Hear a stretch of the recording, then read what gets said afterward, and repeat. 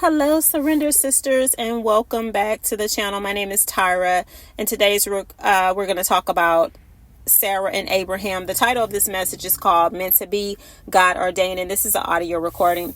So if we look at Sarah and Abraham and their marriage was meant to be, their marriage was God-ordained. Like nobody else could come between them. Even though they encountered obstacles, God specifically chose them for the promise, for their destiny. He chose them. He wanted Sarah and Abraham to birth the promise, which was Isaac. If we look in Genesis chapter 12, we see that there were two occurrences where Sarah was taken to become someone else's wife. First, Pharaoh, and then Abimelech. And each time God intervened.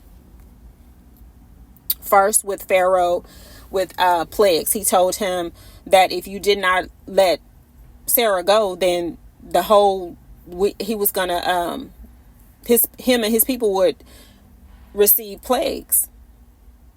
And so we see this in Genesis chapter 12, verse 17, and it says, "But the Lord sent terrible plagues upon Pharaoh and his household because of Sarai, Abram's wife." So at that time she was Sarai, but you know that God changed her name to Sarah and then from Abram to Abraham. And so God was serious about that. And so then we see with Abimelech, King Abimelech, he told him that he was as good as dead. He was a dead man because the woman that he had taken was married. And so at that time God had closed the womb of all the women, so nobody was going to be having babies. He told him, like, if you didn't return him, if you didn't return her, then you're dead, period. And so if we understand this, back then they could have more than one wife, but God was so specific with this. He told them no, like he wasn't going to let anybody come between them and what his plan was for their lives. So because it was his will and his purpose for them and for his kingdom. So it didn't even have anything to do with Sarah and Abraham per se. It was just about what God had destined for their lives. And he did this before they were even aware of what was going to happen in their lives. Before they were even aware that they would birth the promise, that they would be the parents of Isaac, where the covenant would be established. And so God was saying that nothing or no one was going to interfere with his will. Even with Abraham basically giving away his wife, or even when Sarah told Abraham to sleep with Hagar, and they birthed Ishmael, or even when Sarah laughed in disbelief about giving birth in her old age. Their marriage was God ordained.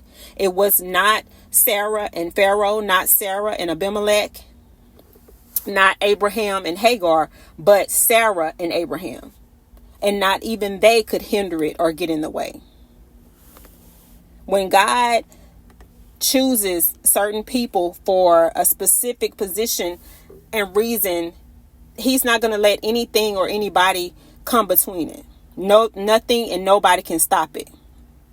Let that be encouragement for you as well. Whatever God has ordained to happen in your life, whether it be marriage or ministry, and he's choosing you to do it, then that's what's going to happen, despite the obstacles, despite the opposition, despite how it looks, despite if you messed up, despite how you're feeling, or lack of this or lack of that. It doesn't matter. Not even you will be able to self-sabotage what God is doing when he has ordained it, when it's meant to be, when it's for, his glory, and he has decided that this is my will and his will always be done. So just be encouraged, sisters, that whatever promises God has made to you, nothing is going to come between it and stop it. God will intervene. Whatever his will is what shall be done.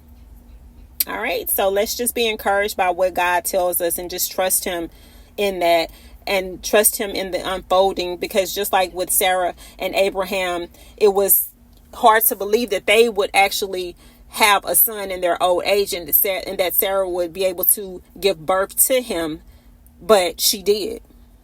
So God is a promise keeper, and whatever is meant to be, whatever he has ordained is what shall be. All right, sisters. I hope you guys enjoyed this message. If you did, I encourage you to share it with someone. Also, like, comment, and subscribe.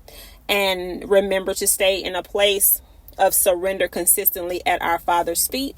And I will talk to you on the next message. All right.